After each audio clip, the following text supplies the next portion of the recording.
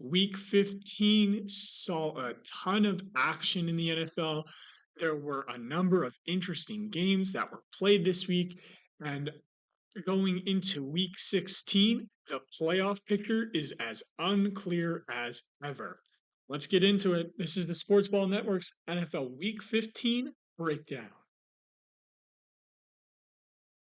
Thursday night kicked off the week with a historic beatdown as the Las Vegas Raiders took it to the Los Angeles Chargers 63-21. Talk about the Chargers here. This game was one that Coach Brandon Staley could not survive and did not survive. He, along with longtime GM Tom Telesco, were fired the next day. This team looked like it was gave up. And that also reflected in the stats. Quarterback Easton Stick did have a good game, but he looked consistently lost throughout it. Threw for 257 yards and 3 touchdowns, had an interception. But again, those box score stats don't really tell the full picture here. Austin Eckler only had 5 carries for 9 yards. He had 4 receptions for 29 yards, but just a terrible stat line from him.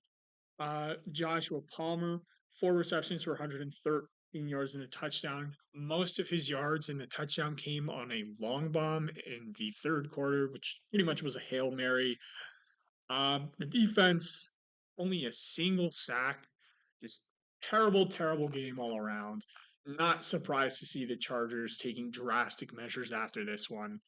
And going into next year, it's going to be very interesting to see what they do with their head coach position. They've been linked with Bill Belichick a lot, but he's a defensive minded guy.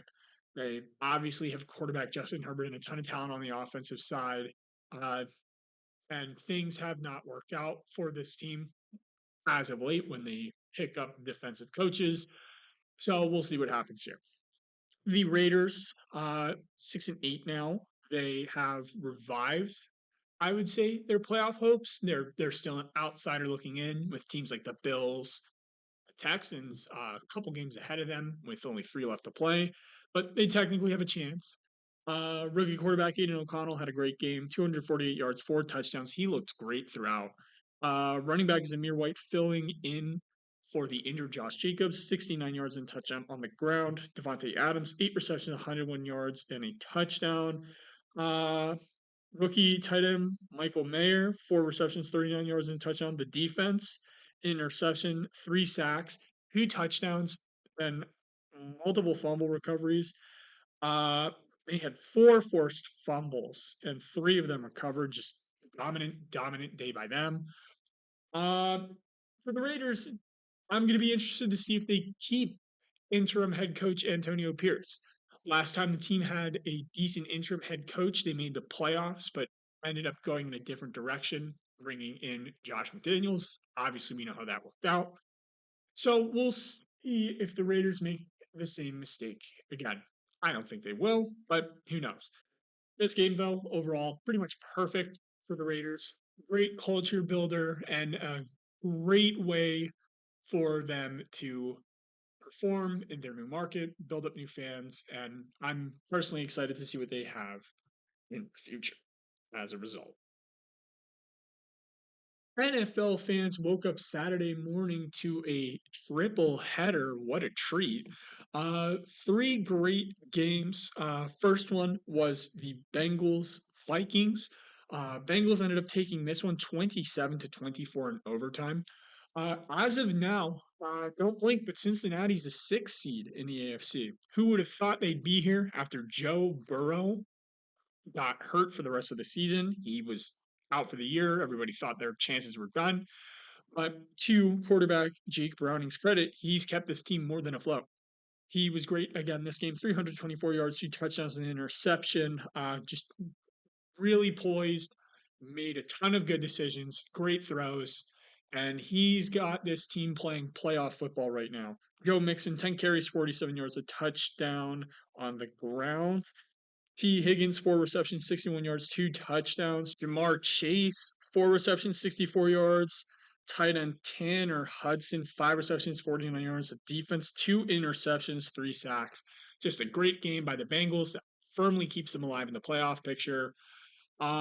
One thing to note though, Jamar Chase had a separated shoulder. It looks like he's going to miss some time, so that could affect things down the line for this team. But still, they are very, very competitive, and they played a great game. The Vikings, led by quarterback Nick Mullins, had a good game on offense. Mullins, 303 yards, 2 touchdowns, but 2 interceptions in the air. Uh, Ty Chandler broke out on the ground, 132 yards and a touchdown on 23 carries. He looks fantastic. Seems like Minnesota may finally have their feature back. Jordan Addison, 6 receptions, 111 yards, 2 touchdowns. Justin Jefferson, great game back from the injury, 7 receptions, 84 yards. TJ Hawkinson, 6 receptions, 63 yards. The defense, an interception, 5 sacks. They also played really well. Minnesota is a playoff team in the NFC right now. I wouldn't be surprised if they continue to play this way, if they end up as one of those wild card teams in the NFC. And with 3 games left and Detroit 3 games ahead of Minnesota for the division, I wouldn't be surprised if that's what this team ends up being. Granted, they play the Lions twice, and if the Lions lose all 3 games and Minnesota wins all 3 of theirs, they can win the division, but still, I don't exactly foresee that happening. The second Saturday game, a 30-13 victory for the Indianapolis Colts, generated quite a bit of controversy as wide receiver Michael Pittman left the game after a brutal hit by Steelers safety Demonte Casey. Casey was suspended as a result of this hit. And as a result of everything that happened, there's been a lot of discourse around the league on what defenders are supposed to do, whether or not certain tackles should be banned. We've seen stuff on hip drop tackles, tackles like the one KZ had, hard hits. And honestly, there's a lot of nuance and a lot of opinions that go into these types of things. I'm not going to comment on my thoughts, but I just hope that Michael Pittman has a speedy recovery and that hopefully the game becomes safer for everyone involved. That being said, let's talk quickly about the actual game that was played. The Colts are 8-6. They are firmly in the race for the AFC wildcard as well as the division. There's a 3-way tie atop of the AFC South between them, the Texans, and the Jaguars. Quarterback Gardner Minshew, 215 yards, 3 touchdowns in the air. No other real standout players on the offensive side of the ball in terms of pass catching on the ground. Trey Sermon filled in for Zach Moss after he got hurt. 17 carries, 88 yards. Tyler Goodson uh, added 11 carries for 69 yards as well. Colts ground game was good. Colts defense, 2 interceptions, 4 sacks, as well as a forced fumble. This team's just good. I wouldn't be surprised if they make the playoffs. Heck, I wouldn't be surprised if they win the AFC South at this point, considering Jacksonville's been underperforming. We'll see, though. Anything can happen in a stacked AFC. There are, I believe, 11 teams with at least 8 wins. So this final 3 weeks is going to be quite hectic. Steelers fall to 7-7. Mitchell Trubisky was not good. 169 yards and a touchdown in the air, 2 interceptions. He ran for a touchdown as well. He has been benched for Mason Rudolph going forward. So that really just tells you everything you need to know. Only other real standout on the offense, Deontay Johnson, 4 receptions, 62 yards, and a touchdown. The defense had a blocked field goal, 3 sacks, but allowed 30 points. And really, this Pittsburgh team, I went into the season saying they were going to be last place in their division. They looked like the least talented out of a very talented bunch in the AFC North, and somebody had to lose out. That prediction seems to be coming true. And if things keep up, we may see Mike Tomlin have a losing record for the first time in his career, which honestly is really crazy to think about. The Detroit Lions clinched a playoff spot with their win and a couple other things happening this week, they moved to 10 wins after a 42-17 drubbing of the Denver Broncos. Jared Goff was immaculate, 278 yards and 5 touchdowns. Absolutely perfect. Jahmyr Gibbs, 100 yards and a touchdown on 11 carries on the ground. He also had a reception touchdown. David Montgomery, 17 carries, 85 yards. Amon-Ra St. Brown was Amon-Ra so good once again. 7 receptions, 112 yards, and a touchdown. Sam Laporta, 5 receptions, 56 yards, and 3 touchdowns. And honestly, he's been historically good for a rookie tight end. I've really never seen anything like it. And I don't think he'll win Rookie of the Year, but honestly, if I had to pick today, I think Laporta has my vote. The Lions defense, 2 sacks. They also had a fumble recovery. Just a great game by them. They didn't really allow anything. Detroit's a playoff team. They're a good playoff team. They're dangerous. I think outside of the Niners, they are the most likely team to represent the NFC in the Super Bowl, which is kind of crazy to think about. And over these next 3 weeks, the Lions can do something that no Detroit Lions team has ever done: win the NFC North. The Denver Broncos fall to 7-7. Russell Wilson, 223 yards and touchdown in the air. He did not look great. He was pressured all game long, did not make great decisions. He did have a rushing touchdown as well, made things interesting a little bit later in the game before Detroit really pulled away. No real standouts on the ground for Denver. Cortland Sutton continues his strong year of play, 5 receptions, 71 yards from him. The defense, 2 sacks, really not much else. Just Denver had a terrible game as they ran into a brick wall. I expect Denver, though, to bounce back next week against the New England Patriots, and then they get the Los Angeles Chargers as well. So going into the final week of the season, we could see a 9-7 Broncos team fighting for a final playoff spot in the AFC. I'm quite frankly stunned. Falcons coach Arthur Smith still has a job after this game, uh, because honestly, I don't think he should. If Brandon Staley gets fired for that travesty on Thursday night, then Arthur Smith should be gone after this game as well. Yet here we are, Falcons fans. You lost to the formerly one-win Carolina Panthers 9-7. What's even more shocking to me is that Arthur Smith, who is supposedly an offensive guru, does not utilize his top talent on offense. Kyle Pitts, drafted number 4 overall 3 years ago. Drake London, drafted number 10 overall 2 years ago. Bijan, drafted number 8 overall this past year. Hardly saw the ball at all this past Sunday. I don't understand. I don't understand why you're giving Tyler Algier double the carries of your number 8 overall pick at this point in the season. I don't understand why Drake London's only seeing 3 targets. I don't understand why Kyle Pitts hasn't been utilized at all these past 2 years. This Falcons team is shooting itself in the foot. They're actively hurting themselves with these strange decisions.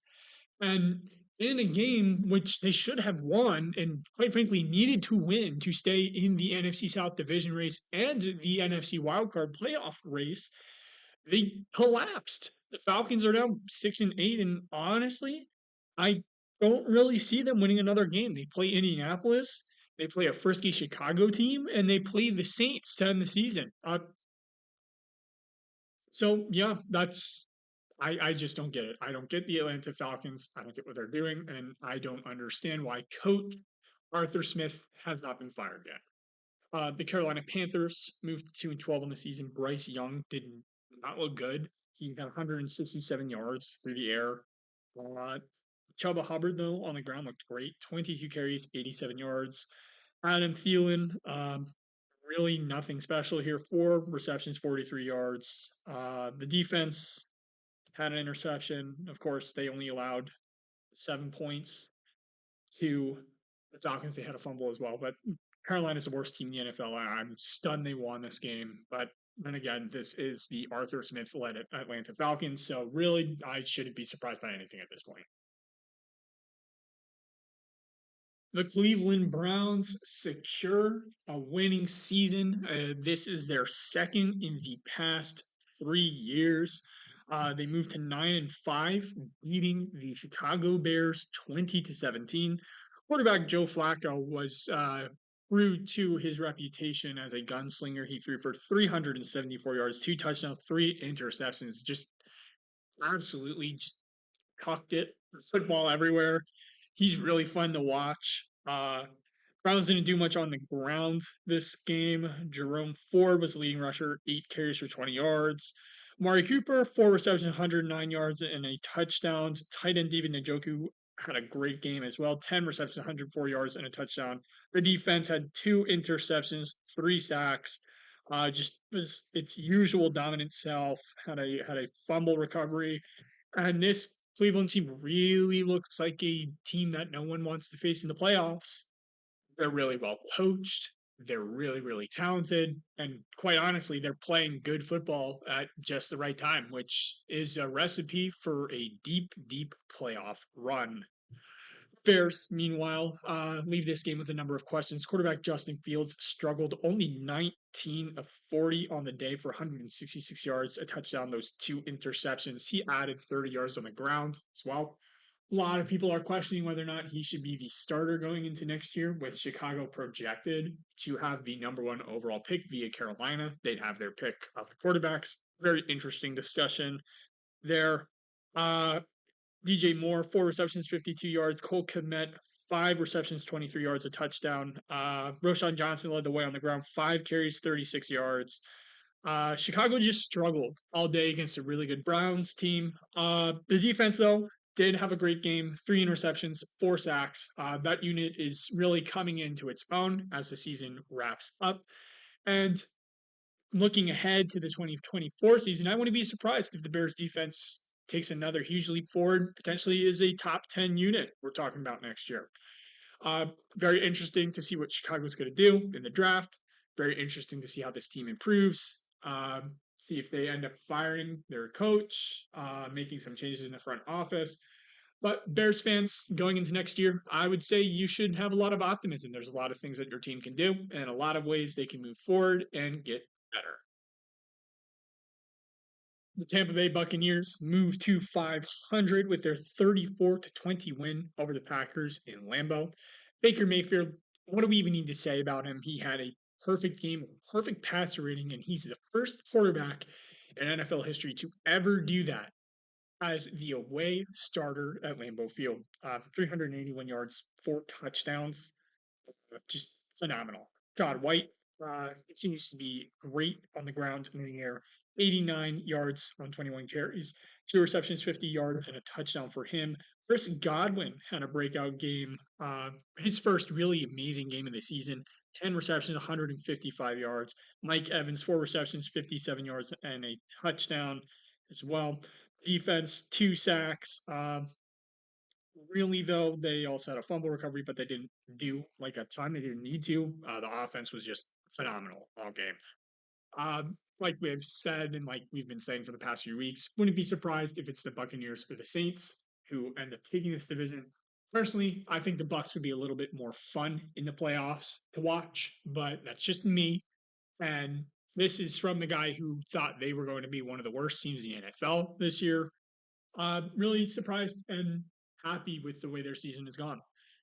Green Bay, on the other hand, didn't have the best game. Jordan Love, 284 yards, 2 touchdowns, but he had a mixed bag.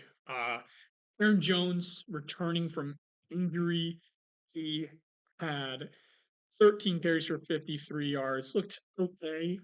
Jaden Reed, 6 receptions for 52 yards and a touchdown, but he has a toe injury. That's something to watch. Montavian Wicks filling in at wide receiver, 6 receptions, 97 yards. He was great. Tight end Tucker Kraft, 4 receptions, 57 yards and a touchdown. The Green Bay defense, 5 sacks. I've mentioned before that Green Bay is a very young team. These performances are expected, and although they are struggling now and likely won't make the playoffs, much like their counterparts in the NFC North and the Chicago Bears, they can do a bunch of things in the offseason. They have a bunch of ways they can go to continue to build this team. And really, fans should be excited about this team's future. And in 2024, when the team has a little more experience under their belts. No Tyreek Hill, no problem for the Miami Dolphins as they move to 10-4 on the season. Uh, Beating the New York Jets 30-0. Tua was 21 of 24 for 224 yards and a touchdown in the air. Raheem Mostert had 2 touchdowns on the ground. Jalen Waddle had a great game, 8 receptions, 142 yards and a touchdown. Love to see that out of him. The defense, 2 interceptions, 6 sacks, shut out the Jets, 2 fumbles as well. Just Miami's playing great football. And hey, don't look now, but if Miami ends up winning out, they will be the number 1 seed in a very, very stacked AFC. New York Jets, meanwhile, struggled. Everything was terrible for New York. Zach Wilson was quite literally terrorized in the backfield all day long. No one could block on this Jets offensive line. Zach Wilson took a very heavy hit, which took him out of the game with a concussion. Actually, beforehand, it turns out he had taken other hits that were starting to mess with him. Just feel real bad for him at this point. The Jets on the ground only had 24 yards combined as a team. Uh, Garrett Wilson led the team with 29 receiving yards. The defense, 3 sacks, but allowed 30 points. Just terrible game by the Jets. They're going to want to put this one behind them, bury the tape, and just move on to next week and hope things are a little bit better against the Washington Commanders. We got another classic Andy Reid, Bill Belichick coaching match this weekend as the New England Patriots took on the Kansas City Chiefs. And it was Andy Reid and his Chiefs who ended up on top, winning 27-17. This game was sorely needed by Kansas City. He moves to 9-5 on the season. They have some breathing room now ahead of the Denver Broncos and the Las Vegas Raiders. Mahomes, 305 yards, 2 touchdowns, and 2 interceptions in the air. Not much for the Chiefs on the ground. Clyde Edwards-Helaire, 37 yards on 13 carries. Jerick McKinnon, 4 carries for 11 yards. They are sorely, sorely missing Isaiah Pacheco, who is expected to come back this week. G. Rice, 9 receptions, 91 yards, and a touchdown through the air. Really, he was the only thing that was working for Kansas City's passing attack. Travis Kelce struggled 5 receptions, 28 yards. I'm sure Belichick planned around taking him out of the game. It seems like Kadarius Toney has an impact play in the negative every week. He had another one where he had a pass go right through his hands for an interception. It's a little surprising to see the Kansas City passing offense struggle like this, but then again, outside of Rashee Rice and Travis Kelce, they don't have much to work with, so really it shouldn't be that surprising. Defense, interception, 4 sacks, but yeah, Kansas City won. They got a game that they sorely needed, and it's really looking good for them and their playoff chances. Patriots fall to 3-11. Quarterback Bailey Zappi, 180 yards, a touchdown, and interception. Mixed day from him. Zeke on the ground, 25 yards, 5 receptions, 21 yards. Kevin Harris also added 25 yards and a touchdown on the ground. Devontae Parker led the receiver room, 5 receptions, 44 yards. Hunter Henry, though, had a great game at the tight end position, 7 receptions, 66 yards, and a touchdown. The defense, 2 interceptions, 3 sacks. Whenever Belichick game plans, he's going to take away your top options. They shut down Travis Kelce. He once again had a great defensive game plan, but unfortunately for New England, it just wasn't enough. And now they're looking at a top 3 pick in the draft. The New Orleans Saints got a much needed win over the New York Giants, moving to 7-7 on the year and tied with the Buccaneers for the lead in the NFC South. 24-6 was the final score in this one. Derek Carr had a great game, 218 yards, 3 touchdowns. Alvin Kamara, 16 carries, 66 yards, 5 receptions, 44 yards. Uh, on the offensive side, a bunch of guys got the ball. Derek was distributing all day long. The defense, 7 sacks. Uh, it's a great game by New Orleans. They get Chris Olave back next week as well, off of an ankle injury. And they look to carry a lot of momentum going into these final 3 weeks of the season, where if they win out, they will win their division. And hey, even if they don't win their division, they still have a chance at that final wild card spot as they're tied with several other teams in the NFC for it right now. New York Giants struggled in this one. Tommy DeVito ended up leaving the game with a concussion. Beforehand, he was 20 of 34 for 177 yards. He added 36 on the ground. Saquon only had 14 yards on 9 carries on the ground. Darius Slayton was the leading receiver here, 4 receptions, 63 yards. Darren Waller in his return had 4 receptions for 40 yards. Defense, only a single sack, was not really able to generate anything at all. And the Giants now in these final 3 weeks look unlikely to make the playoffs. They play the Eagles twice, and then they play the Rams as well. So it could be that New York is now looking towards 2024 and towards developing their players. But regardless, I expect this team, which is relatively well coached, to fight it out through the end. And perhaps they could surprise a couple people with how they play over these final 3 weeks. The Houston Texans beat the Tennessee Titans 19-16 in overtime, moving to 8-6 on the year, tied for first place in the AFC South. Case Keenum filling in for the concussed CJ Stroud, threw for 229 yards, a touchdown, and an interception. Overall, he played a pretty decent game, and it appears like he's going to have to again, since it looks like Stroud is going to be out another week with the concussion. Singletary on the ground had 26 carries, 121 yards, 4 receptions for 49 yards. He was great. It really seems like it's his backfield to lose at this point. Noah Brown, 8 receptions, 82 yards, and a touchdown. Dalton Schultz, 4 receptions, 58 yards. The defense, an interception, 7 sacks. Really, the only thing I can say out of this game is that Houston won like they should have. They're 8-6. They're very much alive. See for their division and for the wild card, and it's going to be very interesting to see where they are at by the end of the year, especially if CJ Stroud does manage to return and lead them over the final 2 weeks. For Tennessee, it was a very disappointing day. Will Levis, 199 yards and an interception in the air. He ran for 25 and a touchdown as well. Derrick Henry, 20 total touches, 10 total yards. I don't think I've seen anything like it. And really, it's unfortunately looking like the beginning of the end with his career. Uh, Braylon Burks, 3 receptions, 62 yards. He was the leader in that department for the team. The defense, an interception, 4 sacks. Really, the defense was the reason why they were in this game. They also had a defensive touchdown as well. But it just was not enough for Tennessee, who is eliminated as of this recording. Will have to look towards 2024. The afternoon games kicked off with the San Francisco 49ers, 2 MVP candidates putting on an absolute show as the team decimated the Arizona Cardinals 45-29. Brock Purdy, 242 yards, 4 touchdowns in the air. Christian McCaffrey, 115 on the ground with a touchdown, 72 on 5 receptions, and 2 more in the air.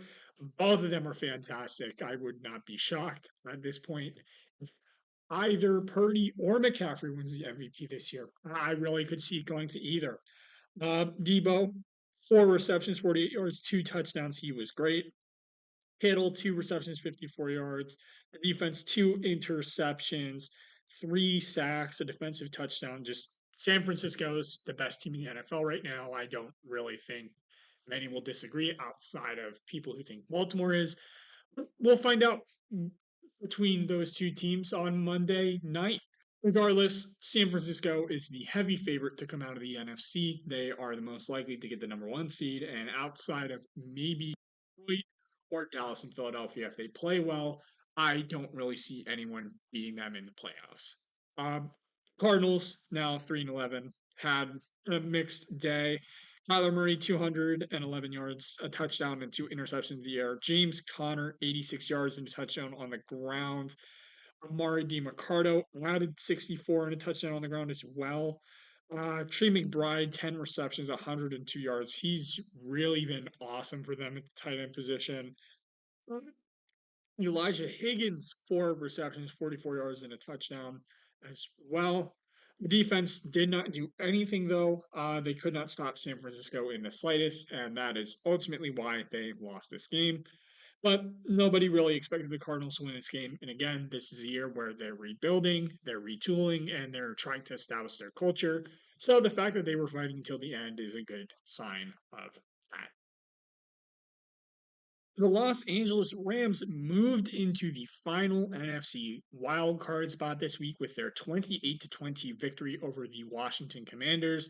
The Rams, now 7-7, were led by Matthew Stafford in the air, 258 yards and two touchdowns for him.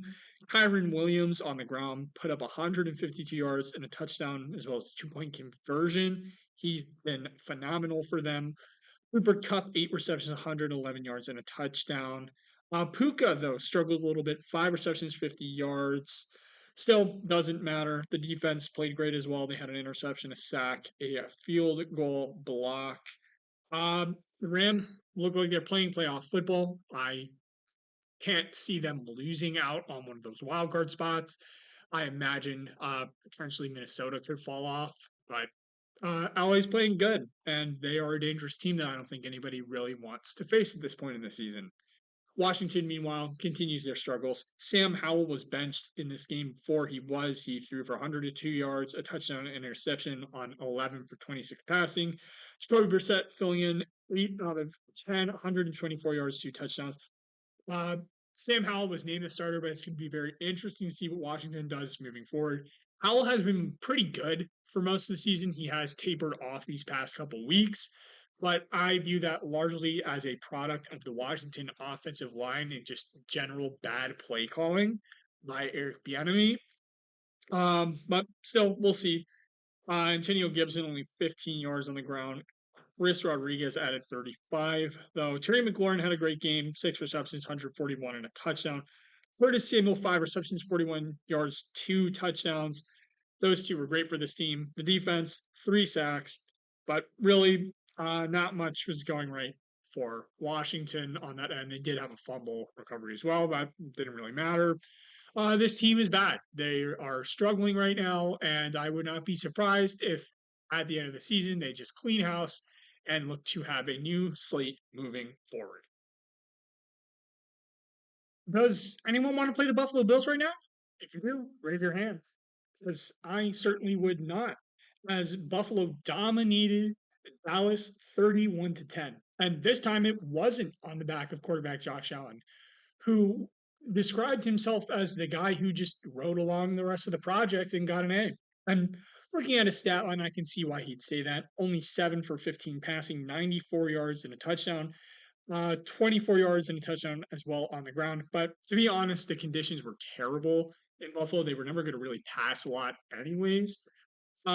James Cook, 179 yards and touchdown on the ground, 42 yards touchdown on 2 receptions as well. He's fantastic. Really glad they're utilizing him more in the offense. It's great to watch. Latavius Murray also had a touchdown on the ground. Just a big day on the ground for Buffalo. Makes sense again given the weather. Just it was terrible out. Stephon Diggs, 4 receptions, 48 yards. Really the only receiver outside of the running backs to catch anything. Looking at that. But yeah, Buffalo won. Defense also contributed a lot. An interception, 3 sacks, and they are tied with a bunch of these other AFC teams for that final wildcard spot. And if I'm being honest, I think Buffalo is going to be the one to get one of them. Really, I would not want to play them as a wild card. They're very scary. They have a ton of talent, and they could very much go on a deep run here. The Cowboys fall to 10-4. Dak did not have a great game. 134 yards and an interception in the air. Tony Pollard 52 yards on the ground. CeeDee Lamb had a carry for a touchdown, but had 7 receptions for 53 yards. Jake Ferguson 6 for 44. The defense only a single sack. They gave up a bunch to Buffalo all day. Game to forget about for the Cowboys, but luckily for them, Philadelphia also lost this week. More on them later. So as of now, Dallas still in first place in the NFC East. Sunday night saw Baltimore show everybody why they are the best team in the AFC right now. They dominated the Jacksonville Jaguars this entire game, won 23-7. And if they went out, they are the number one seed in the AFC. Lamar Jackson, 171 yards and a touchdown in the air to go along with 97 on the ground. He continues high level play. Uh, he could be the MVP. I don't think he's going to end up winning over the guys in San Francisco, but he is a dark horse candidate in my mind. Gus Edwards filling in for Keaton Mitchell, who unfortunately tore his ACL. Hopefully he recovers and has a great recovery. Had 16 carries for 58 yards and a touchdown on the ground. Keaton, before his injury, had 73 on 9 carries. In the air was Isaiah Likely leading the team, 5 receptions, 70 yards, and a touchdown. Zay Flowers only 1 reception for 7 yards. There's also rumors of him having a foot injury out of this game, something to monitor moving forward. Didn't need a lot in the offense, though. The defense only allowed 7 points. They had 2 fumbles and a sack. And really, this was just Baltimore flexing their muscles on a good AFC opponent. Jacksonville falls to 8-6. They are tied now with the Colts and the Texans for first place in the AFC South. Trevor Lawrence struggled for a lot of the game. He had 264 yards and a touchdown. So didn't really show on the stat sheet, but he was getting pressured, had to make quick decisions that maybe he did not want to make all game long. Did have 41 yards on the ground as well. His status is potentially in doubt. He has a concussion and is in the protocol as well. Travis Etienne continues his struggles as of late, 31 yards on the ground. Jamal Agnew was the leading receiver, 2 receptions, 70 yards, and a touchdown. The defense, an interception, 3 sacks. But really, Jacksonville did not do enough to win this game. Luckily for them, though, they have a pretty easy schedule the rest of the way. They play Tampa Bay, which could be a tough game, but afterwards they get Carolina and Tennessee. So, would not be surprised to see this team end up with at least 10 wins and in the playoffs, despite their slump as of late. Whether or not they win their division, though, well, that's another story for another time. Philadelphia Eagles continued their stretch of disappointing play in this game as they fell to the Seattle Seahawks off of a last minute touchdown 20-17. Jalen Hurts struggled with the flu, so I'm not going to pin too much of this one on this one. He was 17 of 31 for 143 yards, had 2 interceptions, but one of those was on a last second Hail Mary attempt. Did have 82 yards and 2 touchdowns on the ground. Just it was not a great day for him, but again, he was sick, so I'm not going to make too much of a big deal on that. The fact that he played was really shocking. DeAndre Swift, 74 yards on the ground. AJ Brown, 56 on 5 through the air. Devontae Smith, 5 receptions, 50 yards as well. Dallas Goedert, 4 for 30. The defense, 2 sacks. Did not do enough in the end. They played really well for the most part, led by Matt Patricia now, but was not enough. Philadelphia, though, is still 10-4. They still control their own destiny in the NFC East. They play the Giants twice and the Cardinals over these last 3 weeks. So I would not be shocked if they end up winning the division and breaking the NFC East curse. But this team has been inconsistent all year long. They do not look like the same team that we saw last year. And to be quite frank, if they face a team like the Rams, I could see them disappointing come playoff time. Wouldn't be too surprised by that. Seattle 7 and tied for that final wild card spot. They are the outside looking in though, because the Rams hold the tiebreaker over them. Drew Lock filling in for the injured Geno Smith, 208 yards and a touchdown. I'm hearing that Geno is going to come back next week. Not 100% sure on that, but that's something to monitor for Seattle. It was a Kenneth Walker game, though. 86 yards and a touchdown on the ground on 19 carries, 3 receptions, 26 yards. Jackson Smith and Jigba, 4 receptions, 48 yards, and a touchdown in the air. DK Metcalf, 5 for 78. But DK was held up for most of this game. He only really had most of his air yards on the final couple of drives here. It was frustrating night for him. The defense, 2 interceptions. Like I mentioned before, Jalen sick, but and one of those was on a Hail Mary, but still, defense played well, and Seattle got the win. And because of that, they are still very much alive in a tight NFC playoff race. Thank you so much for watching our weekly breakdown of the NFL season. If you liked what you saw, please leave a like on the video, subscribe to the channel, and we will catch you in week 16.